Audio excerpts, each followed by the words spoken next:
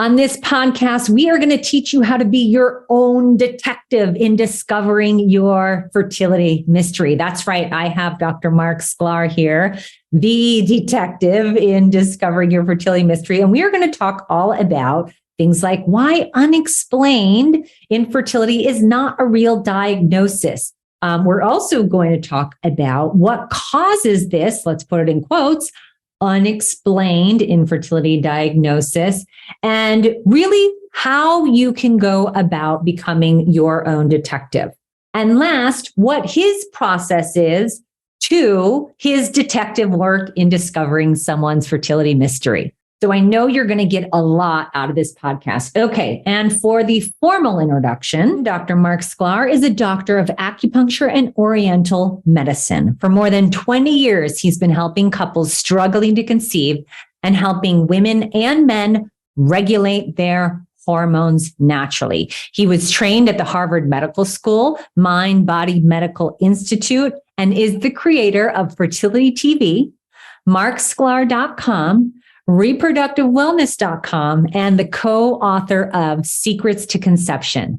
Please welcome Dr. Mark Sklar. Well, hello, Mark. I'm so excited to meet you. I am such a fan of your work. Oh, thanks for that. I appreciate it. I'm excited to be here, and I always love talking about reproductive health and fertility. So when I get that opportunity, I'm excited, and no better place to do that here right now. So yeah. I'm happy that we were able to connect today to go over all of that. Good. And this topic is just, oh my gosh, I want to scream it from every rooftop, which is what you do. There's no such, I've been saying it for years, there's no such thing as unexplained infertility, right? It's biology, right? And us nerds, we get that. And I can't stand it. There's so many people that are, I think, more and more coming into understanding that if our bodies are made to do something, they do it. So let's just start there. When you say unexplained infertility is not a diagnosis, what do you do from there when somebody's like, I'm unexplained?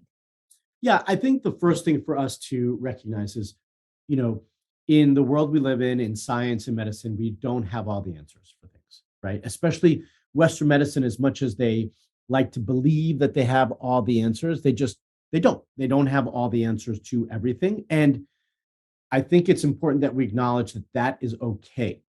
That's first and foremost, right? We're still figuring things out, and we're all different, unique individuals, and they might not understand my body or be able to figure me out, right? And so I think that's number one. And outside of reproductive health and fertility, regardless of what disease we're talking about, there are times in medicine that there is unexplained. We might use a different term. We might use idiopathic, but it means the same thing. We don't have an answer. We don't understand why you're having this issue. And we often use that, or we're often told that this is a diagnosis. You just have this condition and we don't know why. So we're just going to give it this term, like unexplained or idiopathic. And that's your diagnosis. But that's not a diagnosis. It's not telling me, a diagnosis tells me why I have an issue, right? Or even, I could even expand that and say, often, even if we use the diagnosis of, let's just take the syndrome PCOS, polycystic ovarian syndrome, that often still doesn't necessarily tell us why. Right. And so I think there's two things that we need to look at here is, what is the term or diagnosis that we're labeled? What's our label? And then why do we have that label? What is causing it? And I think those are two questions that need to be answered in any illness, health-related issue. Fertility is no different. So whether it's unexplained or PCOS or whatever that is, that's one, that fills one part of it. And the next question, which I actually think is the more important question here, is why do I have these issues? Because with the why, if we can start to really get answers there, we can actually have a real plan and process and path forward for what you're going to be able to do to change that, right? So, these general terms don't necessarily, and hopefully they do. I would like to think if someone was told they had endometriosis or PCOS, it kind of starts to give them a little bit of a path and understanding. But I think we start to make these big assumptions that whatever that diagnosis is the reason why we're not getting pregnant, and that all individuals with that diagnosis are managed or treated the same, that they have the same path forward, which is definitely not true. So, even though we might have 10 individuals in a room with PCOS or unexplained, their path forward might be very different, each one of them, or maybe most of them, right? Or we might be able to group those 10 individuals into different buckets, that you're going to be more like this and you're going to be more like that, and this is how we need to manage it. We all have different constitutions, genetics, makeups. Not only are we born with different genetics, but the life we live influences those genetics differently. And so the way our body responds to that is different, and the way we need to respond to that is different. And I think taking that understanding for all of us on the other side who are going through this, I think first and foremost, that I hope that's an eye opener for everybody. And I hope that makes you feel hopeful and encouraged and empowered as well, because I think that starts to make you feel like, oh, I could really make some change and I could really make some progress with this.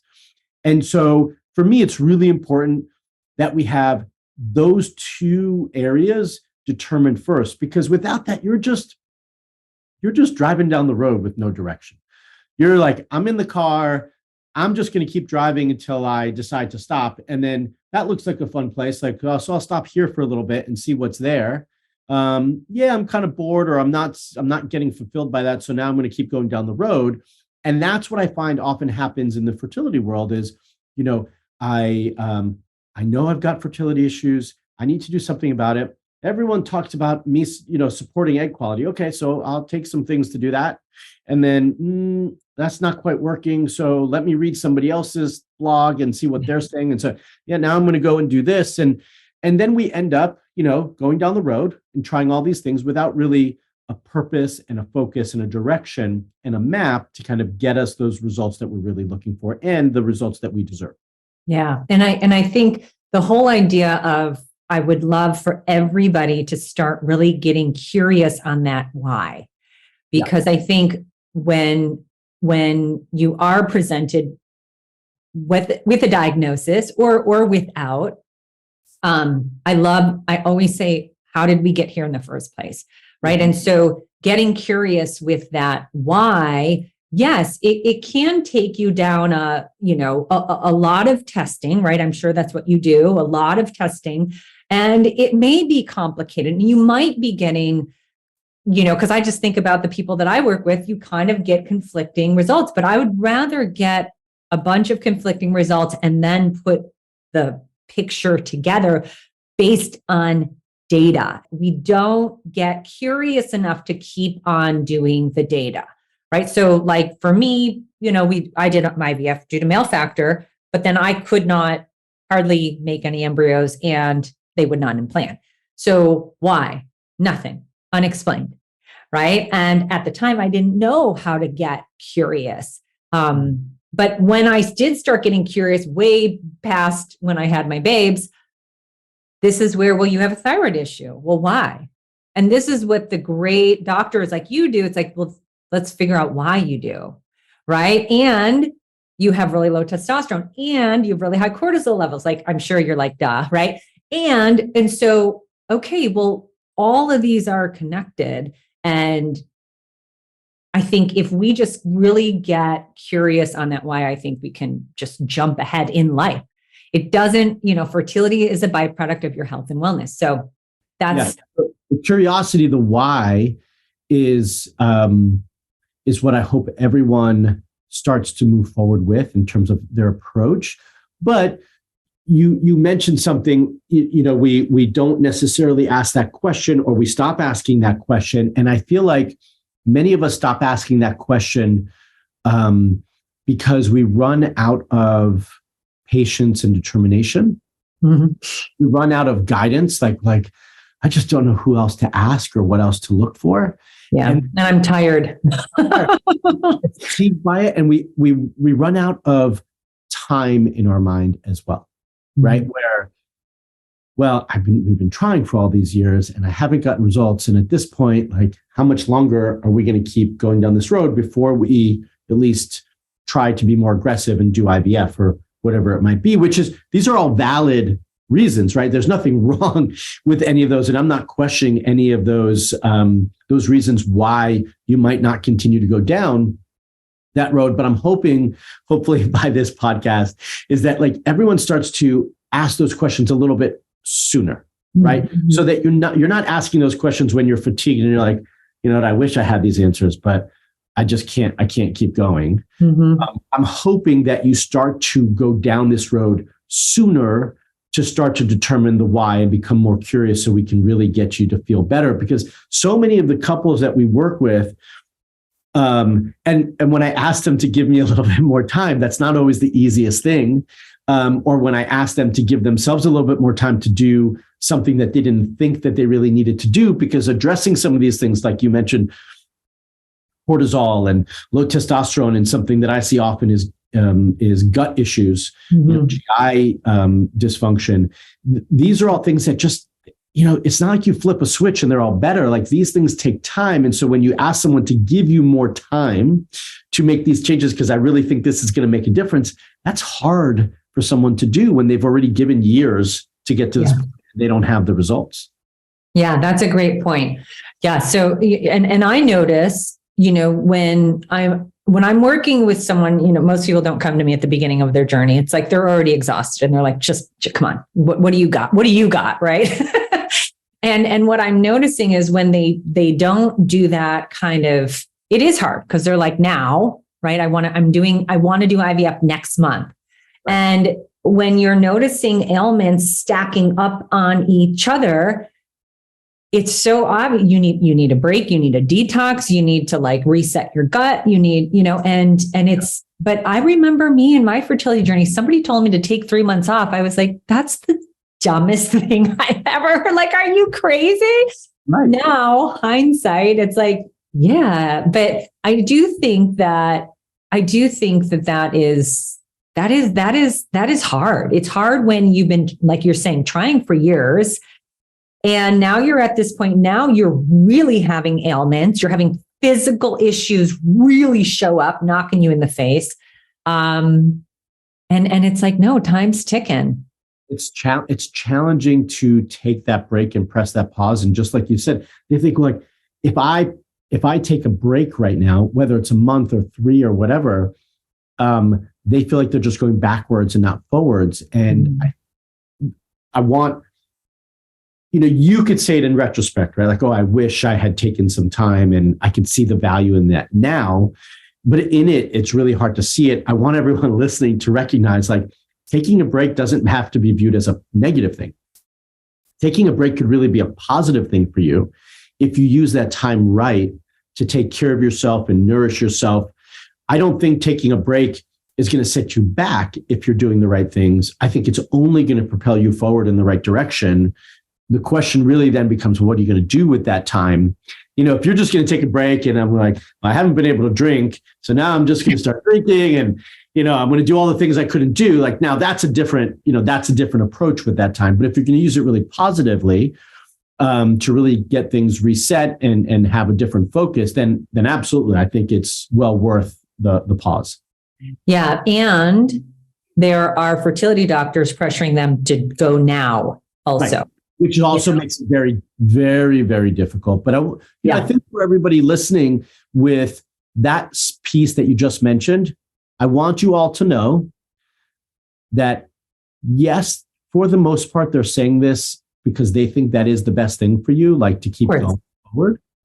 I do think some of it, they know from research that if a person or a couple takes a pause from a cycle, the likelihood of them coming back to them to continue on with another cycle changes. Those percentages shift. And so they don't really like for couples to take a break, because it's also part of their bottom line.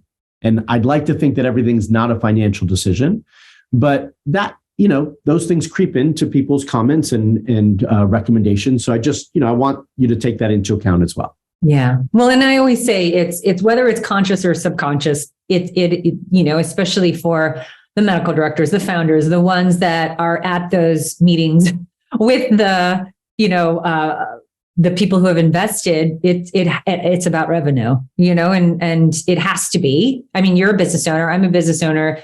It's a little different. I don't have investors breathing down my neck. So I have anyone that we have to. Right. I have a lot more flexibility. I actually have the opposite. I'm like, all these business people are like, what are you doing? Like, you need to, I'm like, I'm doing my work, how I do it. But yes, whether it's conscious or not, and I know you definitely agree with me where we have to believe it's not conscious, right? Or else we already, get heartbroken on a daily basis with our jobs sometimes. But yeah, I get that. It's just how it is, right? So talk to me about, I want to know, what are the most common causes of unexplained infertility? So the things that we see the most frequently when we're talking about unexplained are going to be some of which we've already mentioned, or you've already mentioned. Thyroid issues are at the top of that list because the type of thyroid workup that is done is very, very minimal. That's the first thing in terms of the lab work that's done. Right. It's usually just TSH, and this is not my genius. This is yours, but it's like, it's layers. It's the T4, T3, something else, something. Yeah. So it's those layers. That's and then also how those labs are interpreted. Now, more and more fertility clinics are being more aware of those, the more ideal range of where we want things to be. And they're being a little bit more particular about that. And they're also more and more, they are checking the antibodies, but that's still something that gets often missed in the process. And so thyroid issues, whether more commonly would be hypothyroid and Hashimoto's disease, those are the two more common pieces that we see. Stress is a huge one that I know everyone's tired of probably hearing about, but I can't not mention it because it does play such a big role. And by the way, not with just fertility and reproductive health. Stress impacts every health issue, that period, end of statement. Like that, it makes it worse. And we know that through thousands and thousands of research studies. So we have to find better ways to manage our stress and to, we live in a world where we're doing and think that doing more is accomplishing more. And it's always about doing more, which, kind of like everyone's maybe talking to you about doing more. And you're like, no, I'm happy. Like that approach is really important because it keeps us grounded. It keeps us balanced. We're comfortable with what we're doing. We don't need to add more and stress our bodies and our health out even more. So stress is a huge one. I will expand on that just a bit because we often think of stress as just emotional stress. Now, stress comes in many forms. It doesn't have to be just emotional. And this kind of goes into different categories as well in terms of like finding that reason, the unexplained. But, dietary stress, if we're not taking care of ourselves and eating right, is going to impact our health and our fertility. Everyone doesn't have to be on the same diet. And just because you hear all these things, and I talk about all the time, we should all be eating, let's just say a paleo diet, or we should be fasting or whatever, doesn't mean that's the right thing for you, or in the way that you've read it means it's the right way for you to eat. So that's important. Lifestyle stressors, work stressors, sleep stressors, because we're not getting enough sleep. Environmental toxins can put stress on our body. Like all of these things can still be looked as in terms of stress. They're all different types of stresses and they cause different reactions, but those can all be, essentially looked at in the same way. So stress is a huge one for us. I talked about those other kind of little things that we mentioned there, but the next big thing that I would kind of tie into this is digestive issues. I kind of hinted about it earlier. And that for sure is one of the biggest variables that I see as a huge contributing factor. For me, in all sorts of health systems, whether you look at traditional Western model, whether you look at traditional Chinese medicine or Ayurvedic medicine, or pick any other health model in the world, we can group functional medicine into that as well. For the most part, the digestive system is the centerpiece, the crux, that if it's not functioning properly, it's going to impact other systems at some point over time. Maybe that first place that it impacts is your reproductive function. Maybe that's the last. I don't know. But over time, it's going to impact your fertility. And so we need to make sure that our digestive system is functioning properly. And given the type of diets and the type of lifestyle that we all tend to live in, a more Western style environment and culture, going. We don't have a lot of time to sit down and eat. We have to eat fast, things that need to be convenient, whether it's fast food or packaged. These are all things that we tend to do. We're not eating fresh foods. We're not mindful of our quality of the food that we're eating, the things that are going into it. All of this impacts our health, our digestive function, and our reproductive function. And so that is typically when I start to look at couples that we're working with, we start, that's one of the first things that we do is cleaning up what we're putting into our bodies, how our digestive system is functioning, and if there are any other things that might be contributing to our digestive system not functioning properly, whether it's an overgrowth of yeast or candida, whether we have viruses or bacteria in our gut, whether our microbiome is off, we don't digest our foods properly. We want to assess this and make sure that our digestive system is functioning properly. And I cannot tell you how often that is the place we start. And that is as far as we go before someone tells me they're pregnant. I mean, it happens so frequently, which is why we're always kind of pushing in that direction. Now, the other thing that I could add on last in terms of the unexplained, and there still could be more to it, but these are the more common things that we see. More and more these days, we are seeing environmental chemicals and toxin exposure as a huge contributing factor, not just for women, but especially for men, more so actually for men than for women, but they impact both of us in similar ways. It just seems like follicles and eggs tend to be a little bit more protected than sperm are. And so sperm are more sensitive and volatile, and they're going to be impacted a little bit faster by those chemicals. But over time, we're both impacted by it. Yeah, they're sponges to any toxins, and they like to hold on to those. Okay, so you kind of mentioned this, and being a infertility detective that you are, what is your process? It sounds like obviously there's an intake, and then there's a deep dive and a bunch of testing. Is that where you start with a bunch of blood work, and I'm guessing maybe functional medicine testing? I don't know, Emma Alice Dutch. Is that kind of, tell me about your process when you're solving the fertility mystery. Yeah, when we're kind of working on the puzzle. So when anybody joins my program, the first thing that we ask them to do is we ask them to start to clean up. We ask them to do some things on their end while we're doing an investigation on our end. We want them to be proactive and start making some progress. So we're always asking them, first thing is we want you to clean up your diet. We give them recommendations of just general things. It's not anything specific to any one individual at this point. We want them to take out all the big foods that most people might be sensitive to.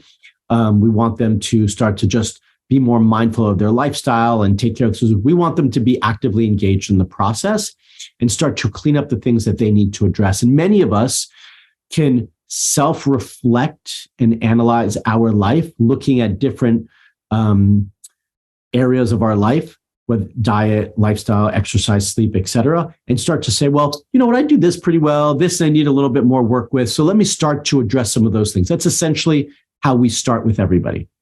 And just to clarify, when you say the most usual sensitivities, I'm guessing gluten, dairy, sugar, alcohol, caffeine? Correct. Okay. Yeah. I do tend to take out some eggs initially because a lot of people don't realize it, but they eggs but I do try to keep the chocolate as well. I'd like to try to keep things simple, but I want to kind of have the things that are the most impactful. So yeah, you're correct.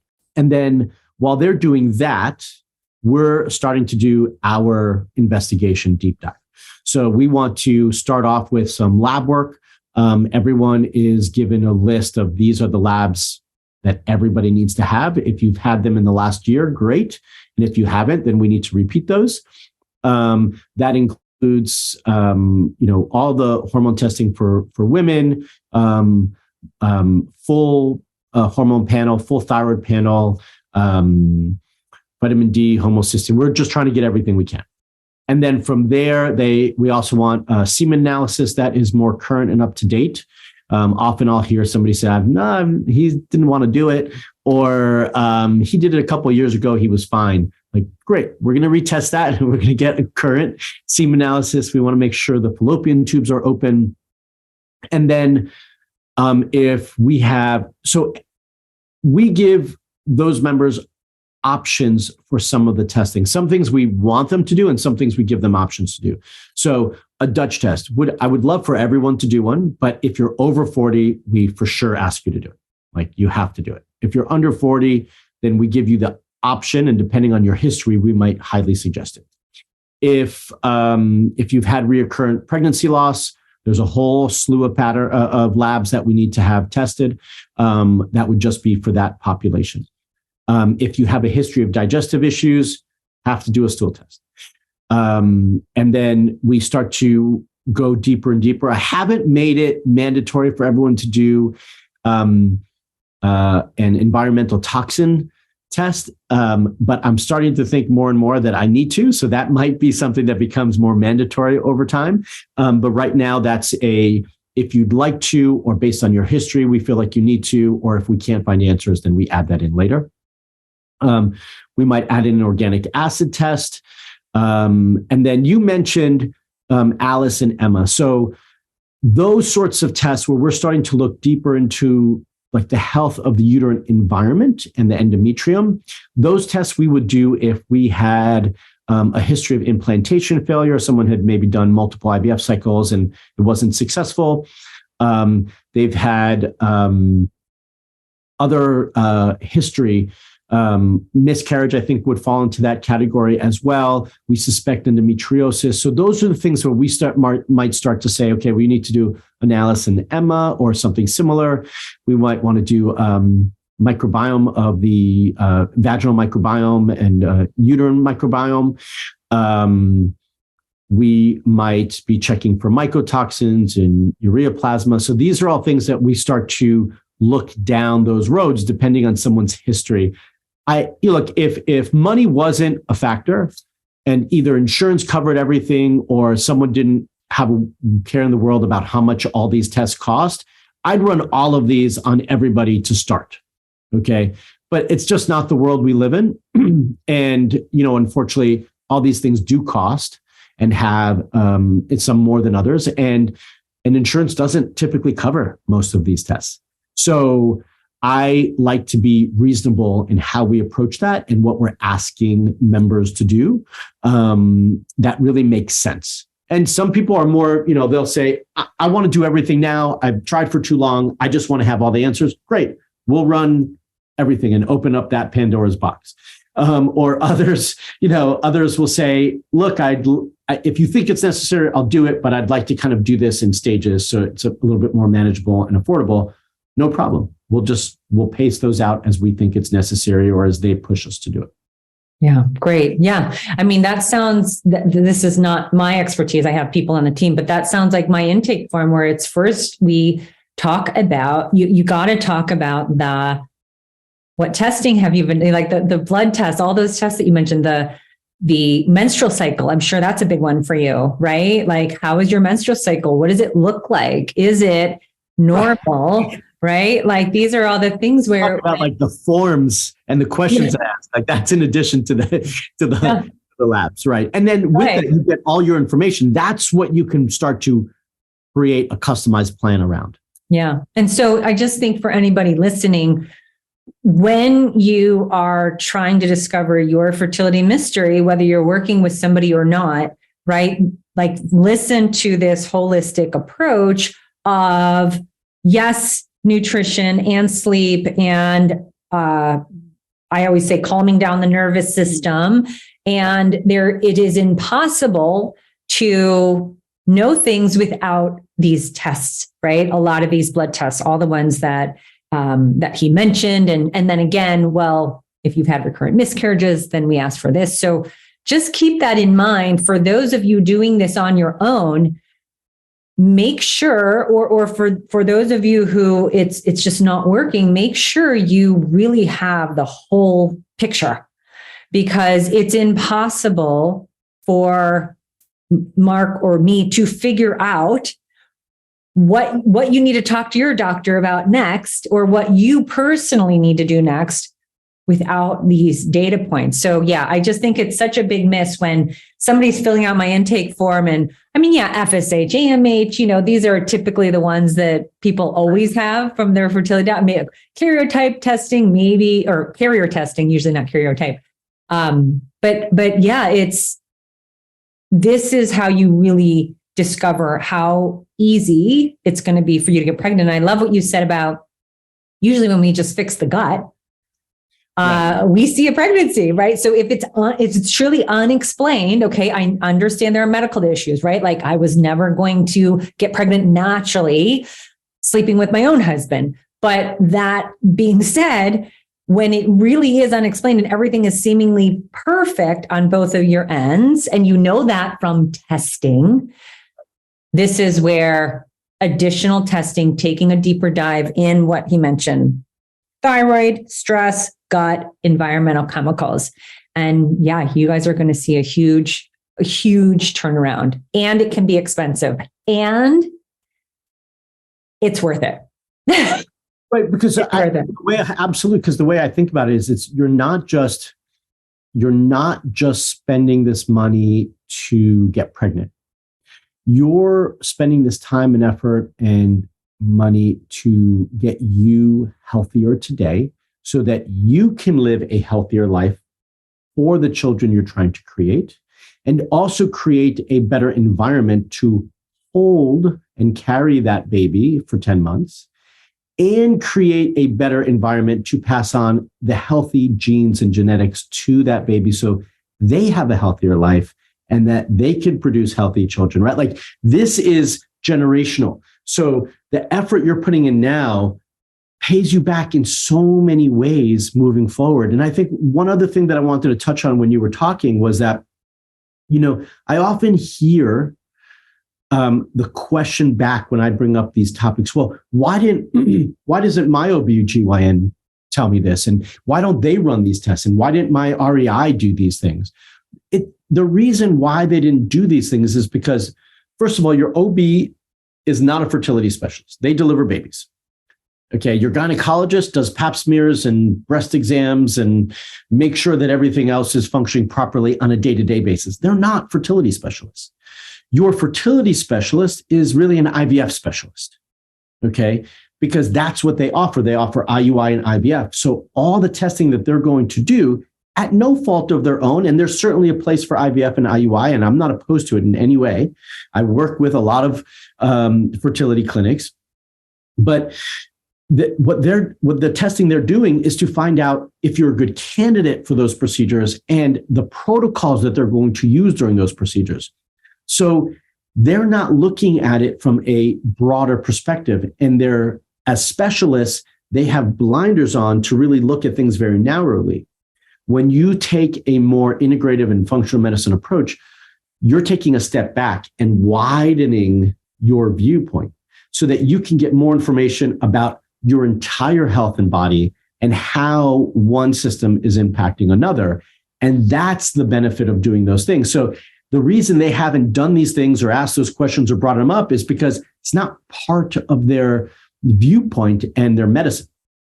So as you were talking, what came to me was how the doctors that are specialists, which the OBGYN is and the fertility doctor, they are experts in detecting what is the problem, what needs to be done, not detectives in the why. And this is where, full circle, we want everyone to be really curious about the why and use the specialists for the what. Yeah, absolutely. And, I'd like to think that for the most part, they're there to support you and help you get answers and results. I think if you approach them the right way, if you ask the right questions, if you maybe push them just a little bit, that they'll do some of those things that they haven't done. They'll do some of those tests that they haven't done, even though they might not have initially brought it up or wanted to. So sometimes you got to encourage them a little bit as well. Yeah, for sure. I'll get some feedback, like you're going down a rabbit hole, or like, why, or this is a big one. It's not going to change your protocol, right? Yes. And right, knowing if you have the MTHFR mutation is not going to change a protocol. But it is going to help you understand why you might have brain fog or less energy and need, have issues detoxing out your estrogen, things like that, so. And something behind that you might not say to the doctor that you're trying to request those things from is that it might not change what they will do for you, but it will possibly change what, we would do for you, or what maybe even somebody else, maybe it takes a different fertility clinic that would do something different with that information for you to switch. Now, obviously you wouldn't say that to them, but the reality is like, it can have an impact and it can change protocols, maybe not for that specific person. Yeah. Yes. When trying to get these tests done, it's about, this is just about me collecting data on myself, my overall health and wellness. And sometimes doctors have my own OB has a problem with that. I'm like, you can't just give me a script for my vitamin D. Like, I just want Nope. Why do you? Oh, okay. So anyway, thank you so much. Thank you so much for being here with us. This was so informative and so helpful. And I hope that everybody is challenged, encouraged, and passionate and curious about their why because of this talk. So thank you so much. And why don't you just tell, I'll put it on the show notes, but just tell everybody quickly how they can find you. Well, first of all, thanks for having me. This was a great conversation. I really enjoyed it. Easiest way to find me is my website, marksklar.com. I do have a YouTube channel called Fertility TV, where we're putting out a video usually every week, which is also a wealth of value and information. So you can always check that out. Those are probably the two easiest ways. You can also find me on Facebook and Instagram as well. Okay, great. Well, thank you. Thank you again. This was wonderful. So nice to meet you.